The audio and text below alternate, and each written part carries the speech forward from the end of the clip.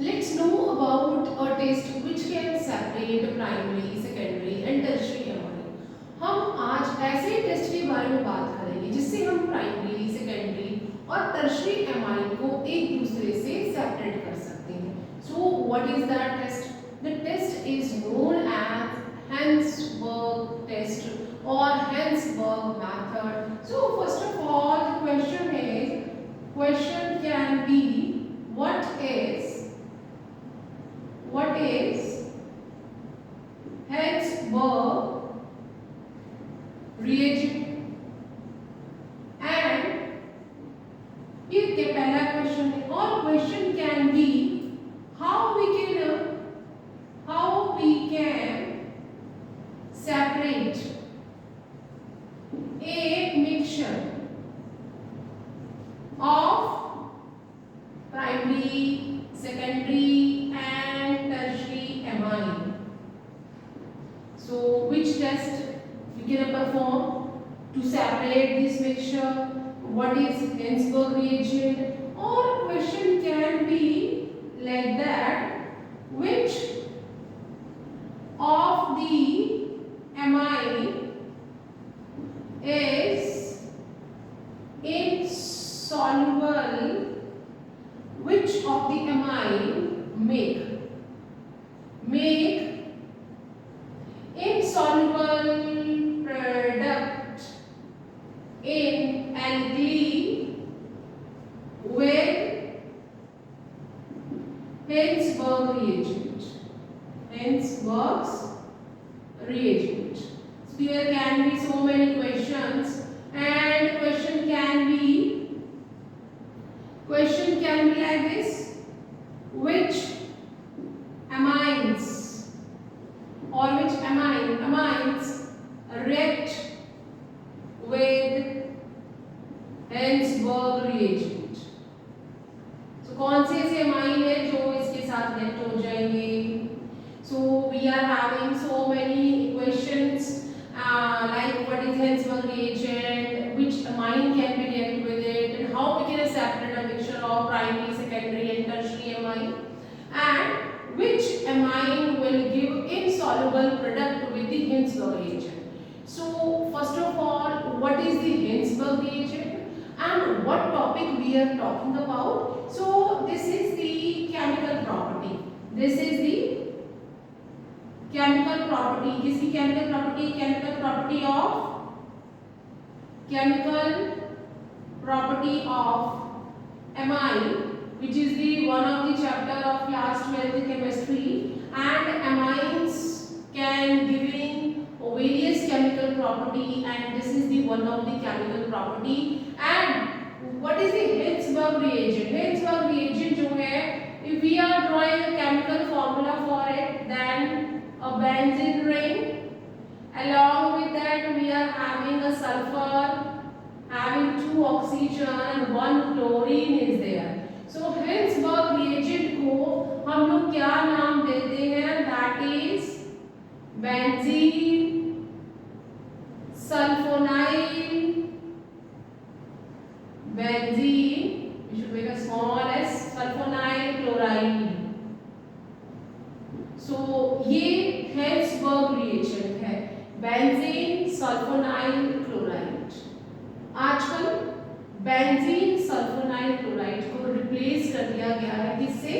It is replaced with organic compound that is p toluene sulfonyl chloride. Para पे methyl group लगाना है, rest will be the same thing.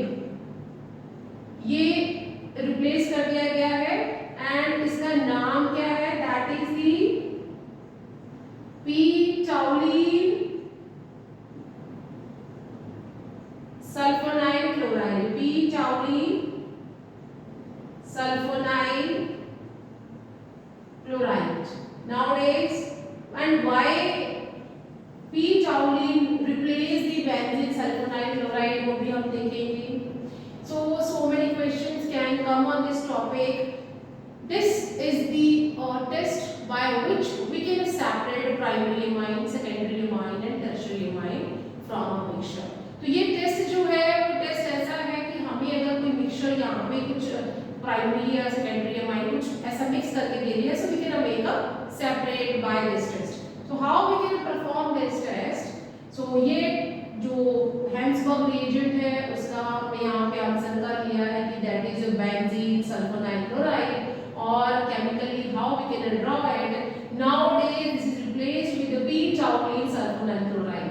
And how we can separate it? Let's see that किस तरह से हम इसे separate करेंगे, how we can make a separation on this. So this test can be given by primary and secondary amine, while tertiary amine do not react at all, वो react ही नहीं करेगा। तो कौन कौन से अमाइन रिएक्ट करते हैं? Primary amine and secondary amine react with the, किससे रिएक्ट करेंगे? React with the benzene sulphonyl chloride से वो रिएक्ट कर जाते हैं। This is the benzene sulfonyl chloride and they are making product, means they are reacting with it। अगर primary amine है,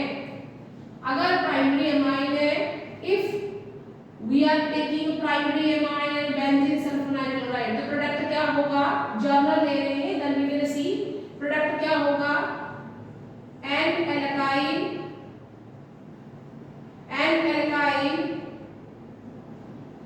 sulfonamide, this is the product given by the primary amine। अगर आप यहाँ पे प्राइमरी अमाइन लेते हैं, primary amine है, primary amine के साथ अगर हम बेंजीन सल्फोनाइल क्लोराइड को लेते हैं तो हमारा प्रोडक्ट क्या होगा? N-alkyl sulfonamide। Let's see that with an example. हम एक एग्जांपल इसको ले लेते हैं, दैट इज प्राइमरी अमाइन है, तो प्राइमरी अमाइन में let take methyl as a alkyl group and that nitrogen is having two hydrogen along with it, nitrogen is having a lone pair also, plus हम क्या ले रहे हैं? Now I will shift, क्योंकि मैंने इसको remove करना है तो इसको इधर हम शिफ्ट कर लेंगे, दैट इज यहाँ पे हम बेंजीन सल्फोनाइल क्लोराइड को बना लेते हैं and reaction करवाना, that is why I am changing the side toward this side।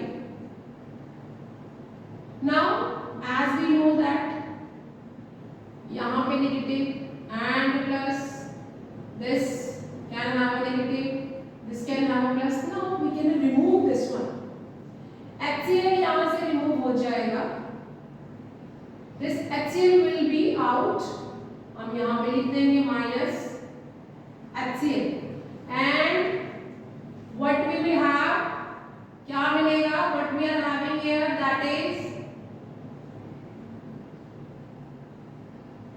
यहाँ पे हमारे पास सल्फोन अमाइड आ गया है, that is यहाँ पे CH3 and H।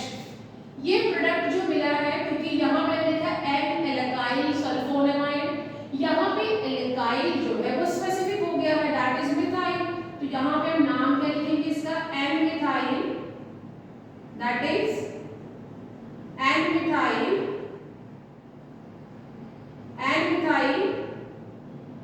and we are having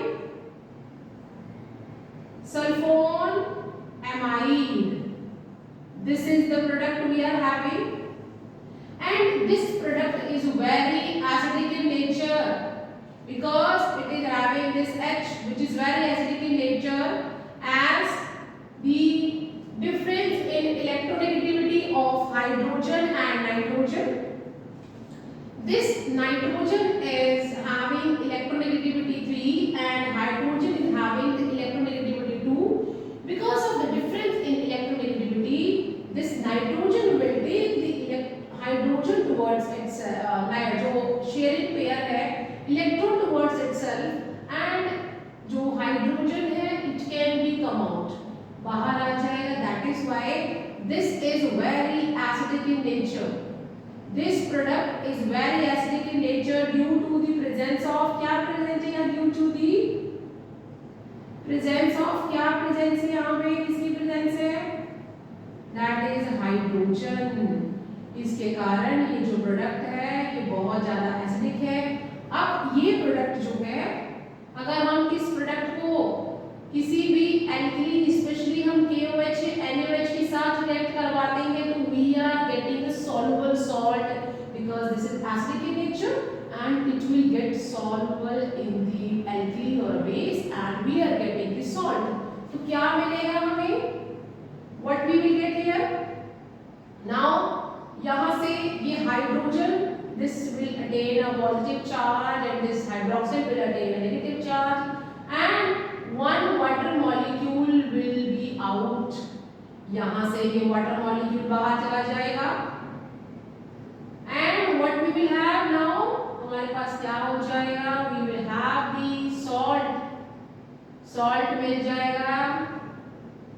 As usual we are having the same thing, N साथ में ही है, मिथाइल है, this nitrogen is having a negative charge and बाहर जो है that is potassium with a positive charge. Now we are having potassium salt of methyl and methyl sulfonamide. तो what we are having here, हमारे पास क्या हो गया? What is this?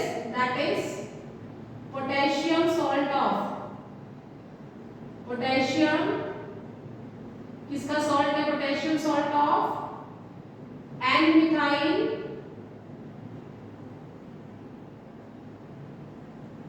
sulfonamide। तो ये हमें भी salt मिल गया। तो यहाँ पे that is why जो primary amine है, when they reacting with Hansberg reagent we are getting a acidic product with a hydrogen with the nitrogen। यहाँ पे हाइड्रोजन नाइट्रोजन के पास present है। Due to that it is very acidic in nature and due to the difference in electronegativity, nitrogen will take the sharing electron pair towards itself and hydrogen will be come out and that is why this product is very acidic. And now we will, due to the acidicness, we react this product with the KOH or NaOH and water molecule can come out and we are getting the potassium or sodium salt of N-alkyl, whatever the alkyl group is there. तो यहाँ methyl है तो N-methyl sulfonamide. So जब primary amine हर्ट्जबर्ग reagent से react करेंगे तो we are getting a product which is soluble in the alkali or a base. Let's see what will happen if we react the secondary amine. अब secondary amine के बारे में देख लेते हैं। So everything will be same, only we are changing the amine. What amine will be there? तो हम यहाँ पे amine, secondary amine ले लेते हैं। Now we are taking the secondary amine.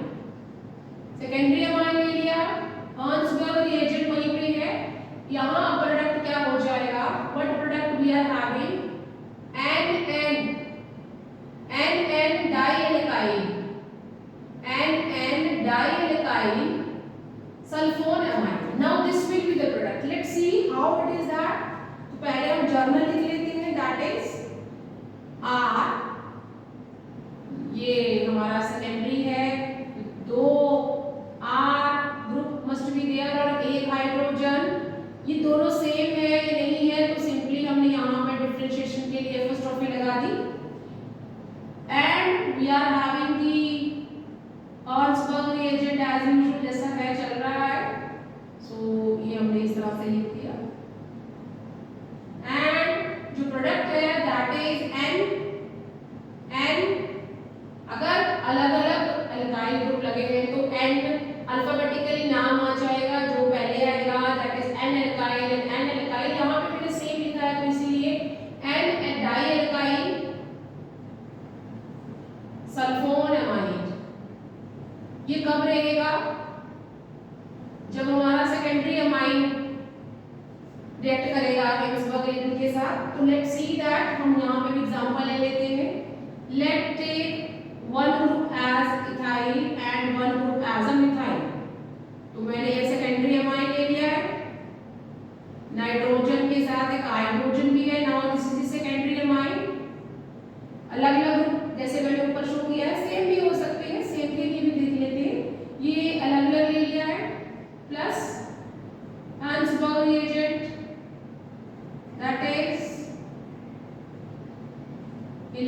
हमने, और इसे आप C6H5SO2Cl भी लिख सकते हैं। मॉलिक्यूलर फॉर्मूला हम इस तरह भी इसका लिख सकते हैं। तो ये हमने इसको स्लैश कर देना कि either you can write this और ऐसा भी लिख लो। देन क्या हो जाएगा, as I said कि there is a difference in electronegativity, this nitrogen will attain a negative charge, hydrogen will attain a partial positive charge. As usual, chlorine is much more highly electronegative to negative charge, and the sulfur will attain a positive charge. तो हम यहाँ से HCl को बाहर कर देंगे, one HCl will be out, ये HCl यहाँ से बाहर चला जाएगा, ये हमने यहाँ से HCl को रिमूव कर देना है। And what the product we are having here, क्या प्रोडक्ट आ जाएगा, that is as usual benzene ring है, सल्फर के साथ 2 ऑक्सीजन, नाइट्रोजन, नाइट्रोजन के एक तरफ मिथाइल और एक तरफ इथाइल। क्या नाम आ गया, that is इसका नाम क्या हो गया, that is N, alphabetically E is coming first, N-methyl and sulfonamide,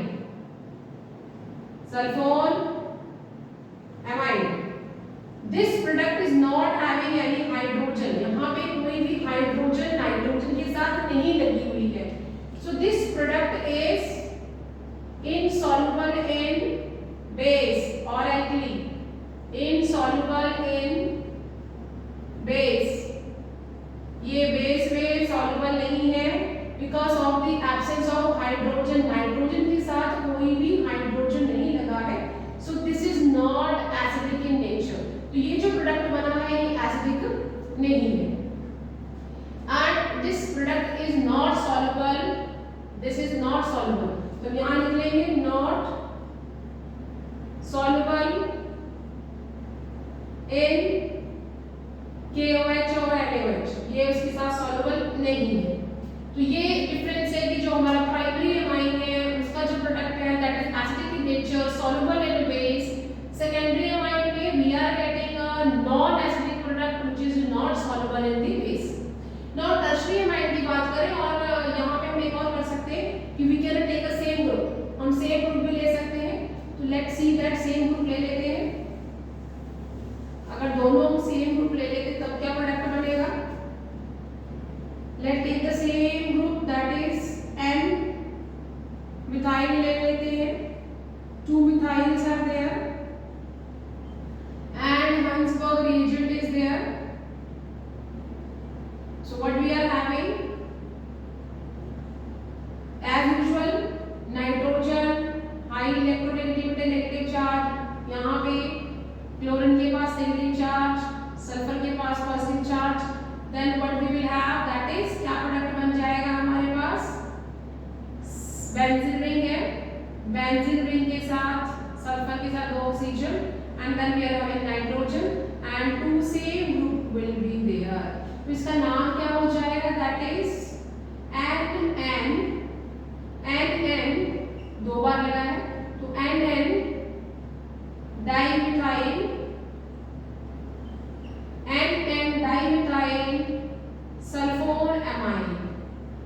सल्फोनएमाइन। तो ये किसका प्रोडक्ट है, सेकेंडरी एमाइन का, जो कि इनसॉल्युबल है किसी भी बेस के साथ, ये एल्कली में ये इनसॉल्युबल है। अब टर्शरी एमाइन की बात करें, टर्शरी एमाइन की अगर बात करेंगे तो let's see tertiary amine, tertiary amine की बात करते हैं। सो हियर हमने टर्शरी एमाइन ले लेना है, that is R and R, तो they can be same, can not be same, तो हमने इस तरह से लिख दिया है। जब ये रिएक्ट करेगा, यहाँ पे नाइट्रोजन के पास या एमाइन में कोई भी हाइड्रोजन नहीं है, सो यहाँ पे no reaction will be there, no reaction will be there. So अगर हमें प्राइमरी सेकेंडरी और टर्शरी एमाइन को सेपरेट करना है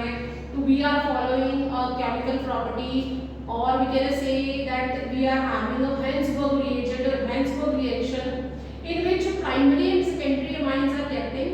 Primary amine is making an acidic product which is soluble in a KOH, whereas जो secondary amine है it is making a product which is non-acidic and not soluble in the base. So ये और जो tertiary amine है वो react ही नहीं करते हैं. So this is the difference how we can separate a primary, secondary and tertiary amine. अब अगर हम एक journal question ले लें, let's take a question. If the question is identify, if the question will be there, identify a compound, हमने identify करना है which react C6H5SO2Cl. तो इसको देख के ही समझ आना कि हैंसबर्ग रिएजेंट की बात कर रहे हैं. आइडेंटिफाई अ कंपाउंड, हम इसको नाम देते हैं Z. Identify compound Z which react with ये हैंसबर्ग रिएजेंट की बात कर रहे हैं and identify with the and form a product which is insoluble in KOH. तो यहाँ पे ना इसका मॉलिक्यूलर फॉर्मूला दे सकते हैं. आइडेंटिफाई अ कंपाउंड हैविंग, और यहाँ फॉर्मूला देते हैं C3H9 and N. ये हमारा जो है या हम यहाँ पे यस ये कर लेते हैं 7 कर लेते हैं.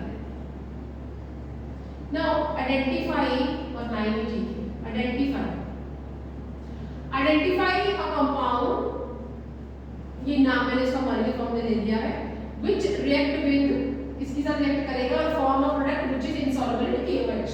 तो ये जो कंपाउंड है वो ऐसा प्रोडक्ट देता है जो कि इनसॉल्युबल नहीं है KOH के साथ. मींस हम बात कर रहे हैं सेकेंडरी अमाइन की.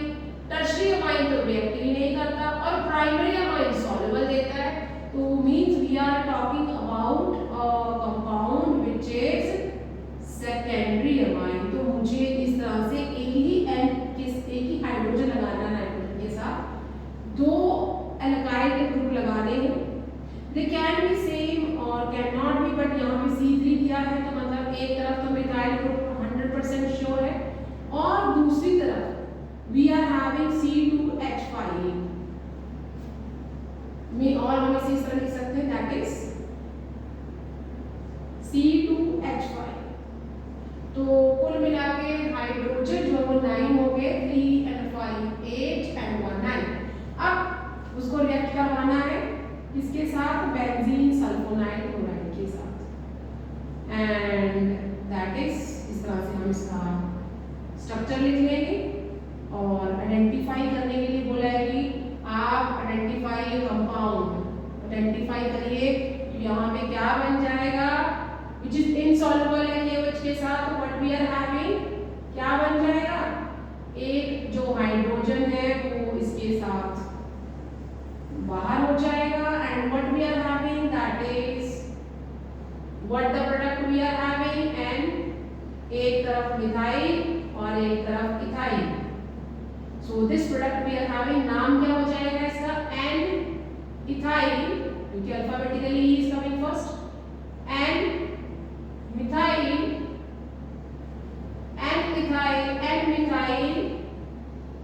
सल्फोनएमाइड. ये हमें आइडेंटिफाई करना था and because of the absence of hydrogen, यहाँ पे कोई भी हाइड्रोजन नहीं है, तो this is totally insoluble in KOH. So by this we can differentiate the primary, secondary and tertiary amine, and this reaction is known as Hansberg reagent test or Hansberg reaction, where primary amine is reacting and forming a soluble product, secondary amine are reacting but forming insoluble product in KOH, and tertiary amine do not react.